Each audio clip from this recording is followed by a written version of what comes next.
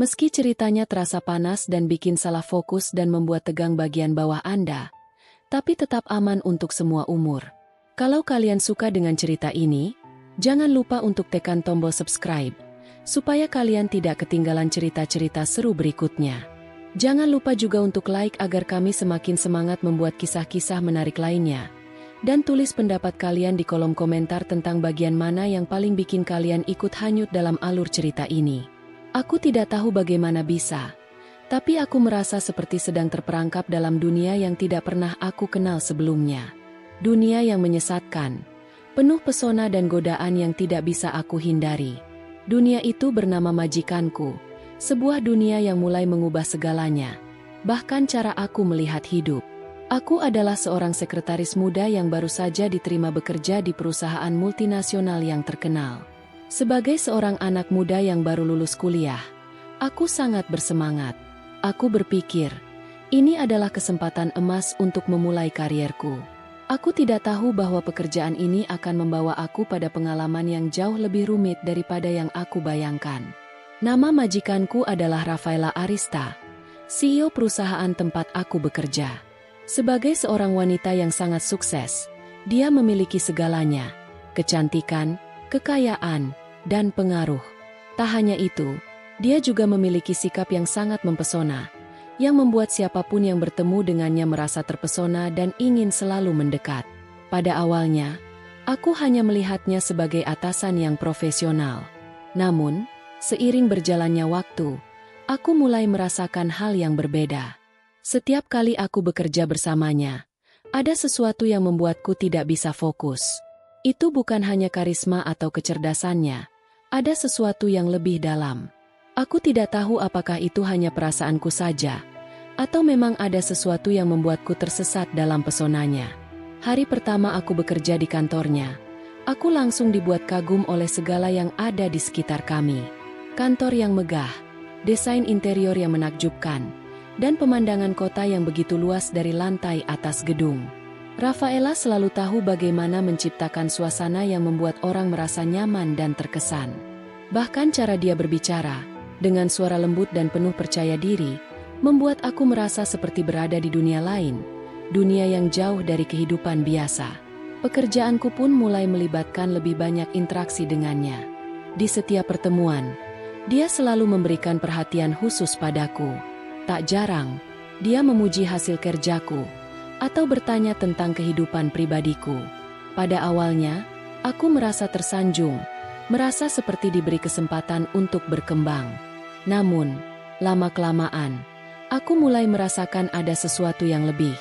Bukan hanya sekedar pujian atau perhatian seorang atasan kepada bawahannya, tetapi lebih seperti ada ikatan yang tak terucapkan antara kami berdua.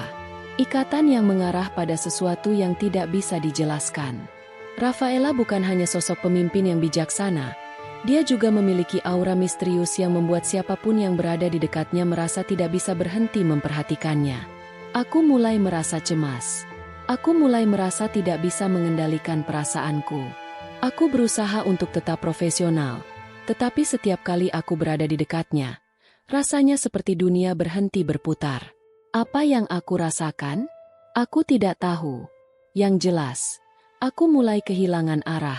Salah satu hari yang paling membingungkan adalah ketika kami harus bekerja lembur untuk menyelesaikan proyek besar. Malam itu, hanya ada aku dan Rafaela di kantor. Semua orang sudah pulang, dan gedung yang biasanya sibuk kini terasa sepi dan sunyi.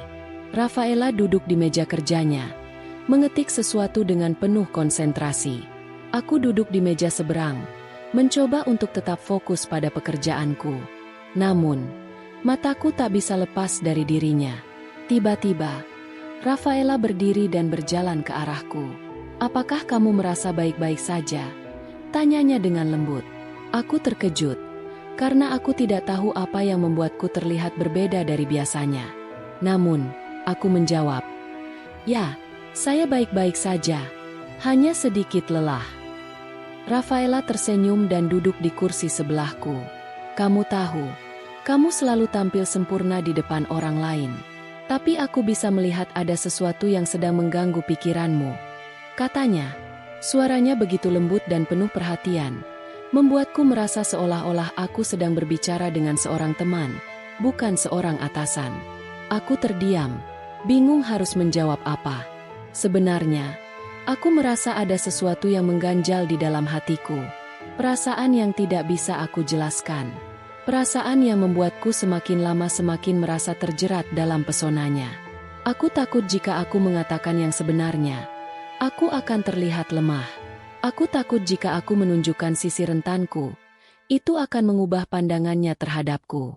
Namun, Rafaela tidak menunggu jawabanku. Dengan senyum yang sangat lembut, dia berkata, "Kamu boleh berbicara denganku kapan saja. Kamu tahu, aku di sini untuk membantu, bukan hanya sebagai majikanmu, tapi juga sebagai teman." Kalimat itu semakin membuatku terjebak dalam perasaan yang sulit dijelaskan. Aku tahu dia tidak bermaksud buruk, tetapi kata-katanya membangkitkan sesuatu dalam diriku yang tidak bisa aku kontrol. Sejak malam itu, perasaanku terhadap Rafaela semakin sulit dipahami. Aku merasa sangat dekat dengannya, namun di sisi lain, aku juga merasa terperangkap dalam pesona dan daya tarik yang dia miliki. Beberapa hari kemudian, Rafaela meminta aku untuk menemani dia ke sebuah acara penting yang diselenggarakan oleh perusahaan. Aku merasa sangat terhormat dan sekaligus cemas. Di acara tersebut, aku merasa seperti sebuah bayangan yang mengikuti langkahnya. Semua orang di sekitar kami memandangnya dengan kagum, dan aku merasa sangat kecil di sampingnya. Namun,